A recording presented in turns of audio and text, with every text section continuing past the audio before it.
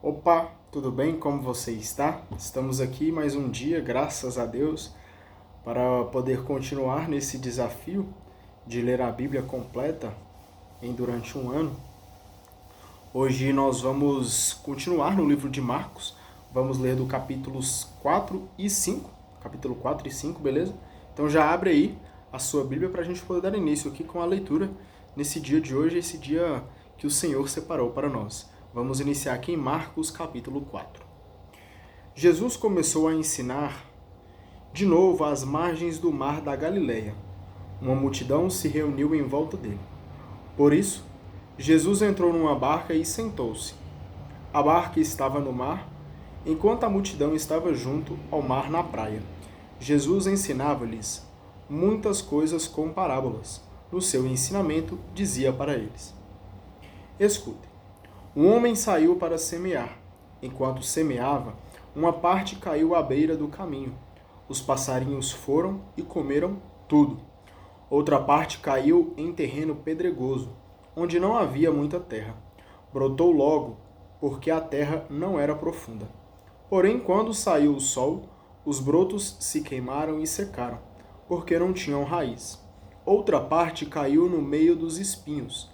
Os espinhos cresceram, a sufocaram, e ela não deu fruto. Outra parte caiu em terra boa e deu fruto.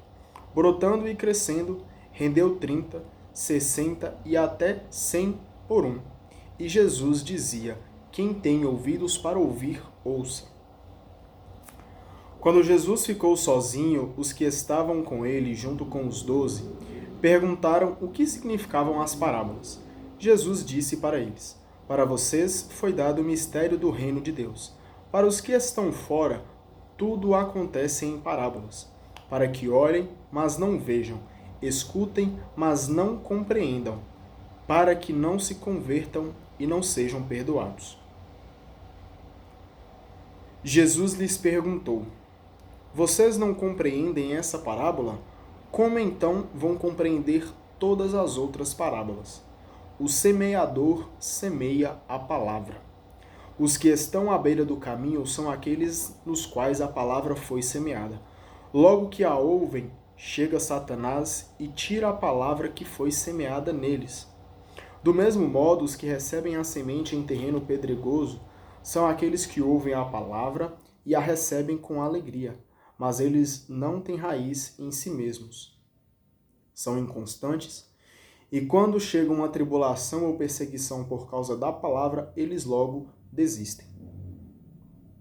Outros recebem a semente entre os espinhos. São aqueles que ouvem a palavra, mas surgem as preocupações do mundo, a ilusão da riqueza e todos os outros desejos que sufocam a palavra e ela fica sem dar fruto. Por fim, aqueles que receberam a semente em terreno bom são os que ouvem a palavra, a recebem e dão fruto. Um dá 30, outro 60 e outro 100 por um. Olha para você ver uma coisa aqui que eu achei interessante nessa parte aqui que nós lemos. No versículo 14 diz o seguinte: o semeador semeia a palavra. Então, Jesus nos convida a ser semeadores da palavra, ou seja, que a gente possa sair por aí distribuindo as sementes, semeando as sementes da palavra do Senhor por onde nós caminhamos. E, obviamente, cada terra ela é diferente. Tem gente que, quando você joga a semente, ela vem, ela é plantada, ela é regada, ela é cultivada e ela dá bons frutos.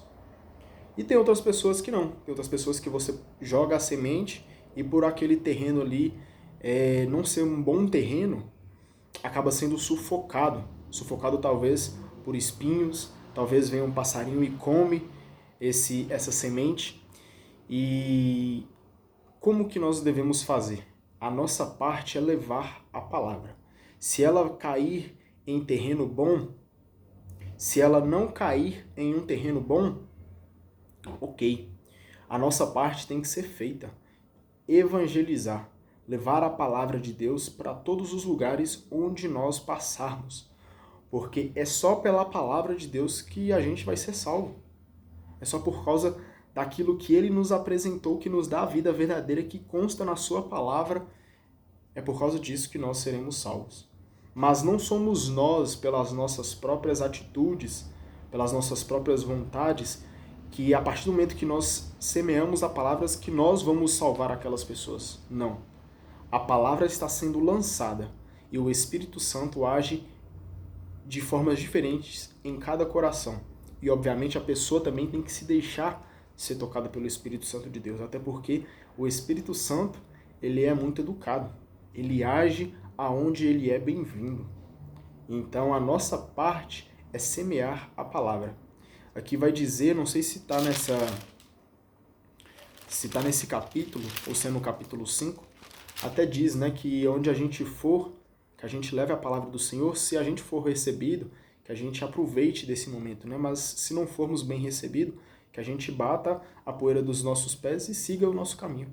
Então a gente percebe aqui que a nossa missão é levar a palavra de Deus. Se vão receber essa palavra bem ou não, não cabe a nós. Mas vamos fazer a nossa parte. Vamos ser semeadores. Semeadores que semeiam a palavra do Senhor. Amém? Jesus continuou: quem é que traz uma lâmpada para colocá-la debaixo de uma vasilha ou debaixo da cama? Não a coloca no candeeiro? Com efeito, tudo que está escondido deverá tornar-se manifesto, e tudo que está em segredo deverá ser descoberto. Se alguém tem ouvidos para ouvir, ouça. E Jesus dizia ainda: prestem atenção no que vocês ouvem. Com a mesma medida com que vocês medirem, também vocês serão medidos, e será dado ainda mais para vocês. Para aquele que tem alguma coisa, será dado ainda mais. Para aquele que não tem, será tirado até mesmo o que ele tem. E Jesus continuou dizendo: o reino de Deus é como um homem que espalha a semente na terra. Depois ele dorme e acorda noite e dia, e a semente vai brotando e crescendo. Mas o homem não sabe como isso acontece. A terra produz fruto por si mesma. Primeiro aparecem as folhas, depois a espiga e, por fim, os grãos enchem a espiga. Quando as espigas estão maduras, o homem corta com a foice porque o tempo da colheita chegou. Jesus dizia ainda: com que coisa podemos comparar o reino de Deus? Que parábola podemos usar? O reino é como uma semente de mostarda. O reino é como uma semente de mostarda, que é a menor de todas as sementes da terra. Mas, quando é semeada, a mostarda cresce e torna-se maior do que todas as plantas. Ela dá ramos grandes, de modo que os pássaros do céu podem fazer ninhos em sua sombra. Olha para você ver. Se nós tivermos fé do tamanhozinho de uma semente de mostarda, que é bem pequenininha, cara. Pesquisa aí na internet para você ver o tamanho de uma semente de mostarda. Ela é bem miudinha, muito pequena. Mas a palavra do Senhor nos mostra que se tivermos uma fé que seja do tamanho de uma semente de mostarda, e que essa fé sendo cultivada no amor em Deus acima de todas as coisas, no amor com o próximo, lendo a palavra, orando. Cara, se essa fé for cultivada, é capaz de se tornar uma árvore gigantesca, onde dá vários frutos, assim como diz daqui, ela dá ramos grandes, de modo que os pássaros do céu podem fazer ninhos em sua sombra. Então olha para você ver, de uma sementinha pode sair coisas grandiosas. Então, cara, ó, nessa sua fé, que é bem pequenininha, se você cultivar essa fé, pode ter certeza que coisas maravilhosas, coisas incríveis podem acontecer na sua vida. Então cultive, ore, leia a palavra, evangelize, viva de fato o amor de Deus e você vai ver a transformação que isso vai causar na sua vida. Jesus anunciava a palavra usando muitas outras parábolas, como essa, conforme eles podiam compreender. Para a multidão, Jesus só falava com parábolas, mas quando estava sozinho com os discípulos, ele explicava tudo. Nesse dia, quando chegou a tarde, Jesus disse a seus discípulos: vamos para o outro lado do mar. Então os discípulos deixaram a multidão e o levaram na barca, onde Jesus já se encontrava. e outras barcas estavam com ele. Começou a soprar um vento muito forte e as ondas se lançavam dentro da barca, de modo que a barca já estava se enchendo de água. Jesus estava na parte de trás da barca, dormindo com a cabeça num travesseiro. Os discípulos o acordaram e disseram: Mestre, não te importa que nós morramos? Então Jesus se levantou e ameaçou o vento e disse ao mar: Cale-se, acalme-se. O vento parou e tudo ficou calmo. Depois Jesus perguntou aos discípulos: Por que vocês são tão medrosos? Vocês ainda não têm fé? Os discípulos ficaram muito cheios de medo e diziam uns aos outros: Quem é esse homem a quem até o vento e o mar obedecem? Capítulo 5.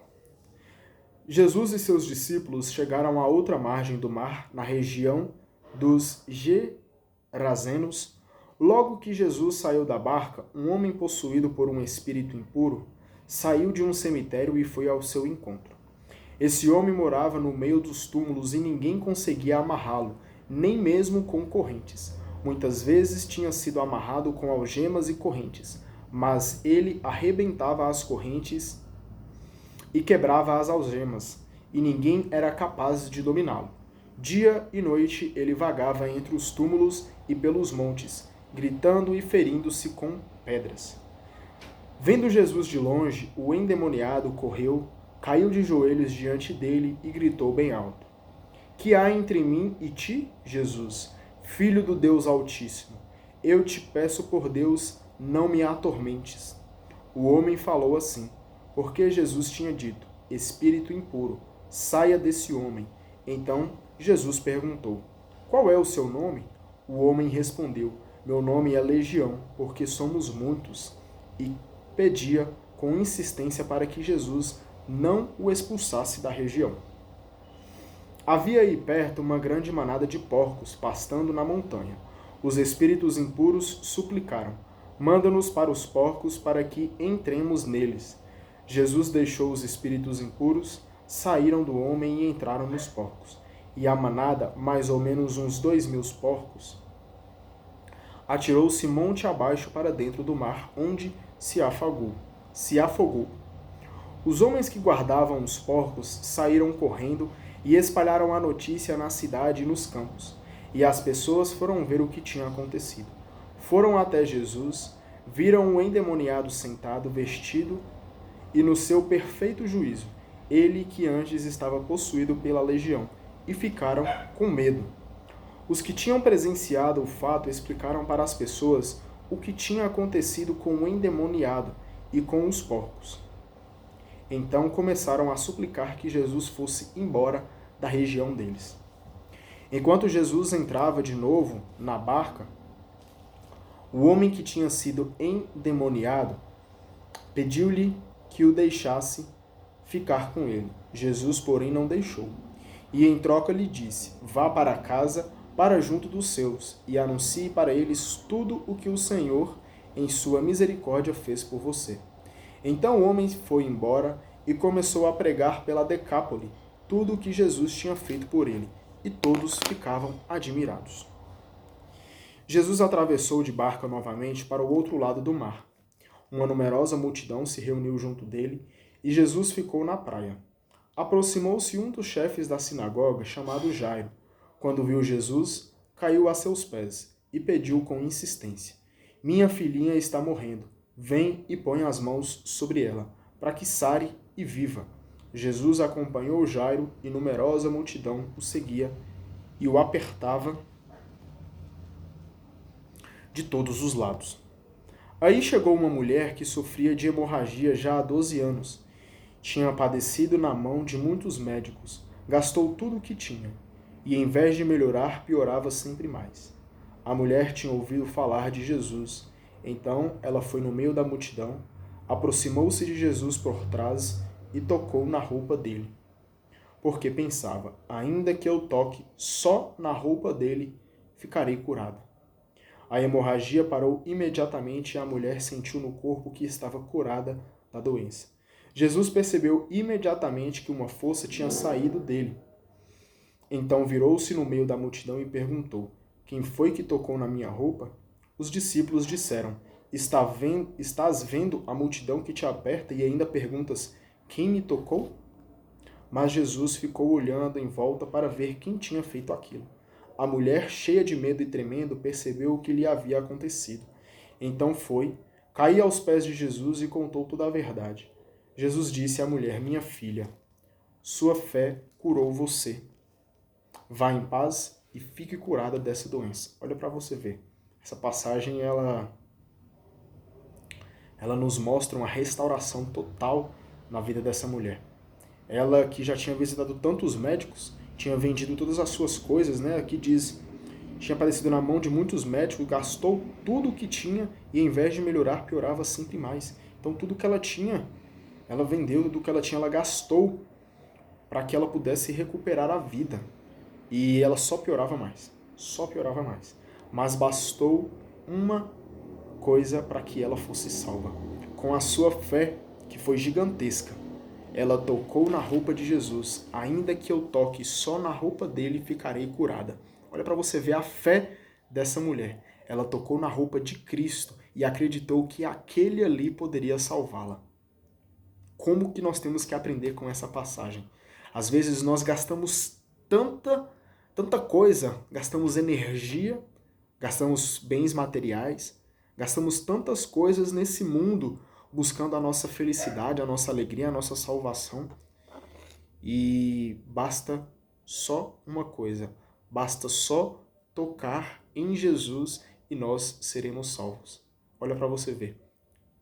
Ou seja, o que essa palavra nos mostra? Que de nada adianta todas essas coisas desse mundo se nós não formos de encontro com o Senhor, se nós não formos de encontro com Jesus. Por isso, se você está passando por dificuldades, ou até mesmo se você está passando por alegrias, chegou o momento de nós tocarmos nas roupas de Cristo. Estique a sua mão e vá ao encontro de Jesus, pois somente Ele é capaz de nos dar vida. Somente Ele é capaz de nos salvar. Jesus ainda estava falando quando chegaram algumas pessoas da casa do chefe da sinagoga e disseram a Jairo: Sua filha morreu, por que você ainda incomoda o mestre? Jesus ouviu a notícia e disse ao chefe da sinagoga: Não tenha medo, apenas tenha fé. E Jesus não deixou que ninguém o acompanhasse, a não ser Pedro, Tiago e seu irmão João. Quando chegaram à casa do chefe da sinagoga, Jesus viu a confusão e ouviu as pessoas chorando e gritando. Jesus entrou e disse: Por que essa confusão e esse choro? A criança não morreu, ela está apenas dormindo. As pessoas começaram a zombar dele, mas Jesus mandou que todos saíssem, menos o pai e a mãe da menina, e os 3 discípulos que o acompanhavam. Depois entraram no quarto onde a menina estava. Jesus pegou a menina pela mão e disse: Talitha cumi, que quer dizer menina, eu lhe digo, levante-se. A menina levantou-se imediatamente e começou a andar, pois já tinha 12 anos, e todos ficaram muito admirados. Jesus recomendou com insistência que ninguém ficasse sabendo disso e mandou dar comida para a menina. Olha para você ver como Jesus é poderoso. Só pela sua voz, a menina levantou-se e andou como se nada tivesse acontecendo. Jesus é muito, muito poderoso. Graças a Deus. Então, muito obrigado pela tua presença nesse dia de hoje. E amanhã estamos de volta, se Deus quiser, tá bom? Um beijo e um abraço para você. Até mais. Tchau, tchau.